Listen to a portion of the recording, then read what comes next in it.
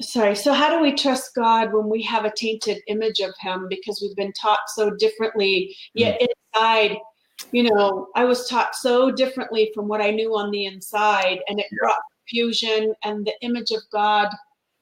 How do we trust that God? Yeah. Let me quote George MacDonald.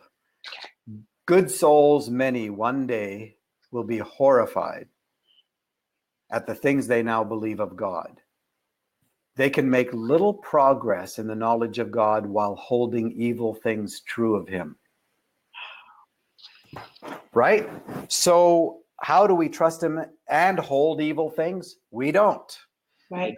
The very fact that we don't trust him indicates that we hold evil things. The very fact that we're control freaks. And it's not a judgment against us. It's a statement of fact. It's an observation. God never shames anyone. God doesn't do shame. Right? Guilt means I've done something wrong. Shame is I am something wrong. Yeah. If I say I am something wrong, then I don't know the truth about who I am. Because I'm made in the image and likeness of God. Yes. And, I grew up with, I call it piece of shit theology. That you're nothing but a piece of crap. You're worthless, totally depraved and all that. But that's the truth of your being. Well, if that's the truth of your being, how are you ever going to produce anything other than an expression of that? Right. So if you believe that's what you are, a piece of shit, you'll act like one and you'll let people treat you like one because at the core of who you think.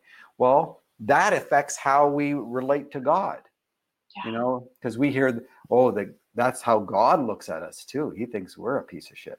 Now, you might be, I know you're not a piece of shit, but you might be full of shit. Right? You understand the difference? Yeah. One is ontology and one is existential experience. Right? So understand that the truth of your being is that you're made in the image of God. So if you say something to yourself like, I'm just an impatient person, you actually are lying because it's not the truth of your being. Right. You may act impatiently because who knows what all the kinds of stuff that's still muddled around and has to be worked out, Yeah. All your fears and need for control and all that ends up in you acting impatiently, but it's not the truth of your being. Right. And until you have a revelation of the truth of your being, you can't trust yourself. You'll put all kinds of control mechanisms around your own life. Same is true for God. As long as you have a mythology about the truth of God's being, you're going to function inside that mythology. And this is why the prayer is that the eyes of the inside eyes would be opened up to see the height, the depth, the breadth of this beautiful God who cannot deny himself. God cannot act in a way that is not loving. Yeah. Can't.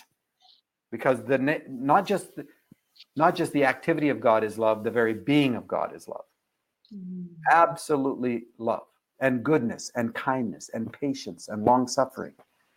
And we've been just fed a bill of goods about the character and nature of God.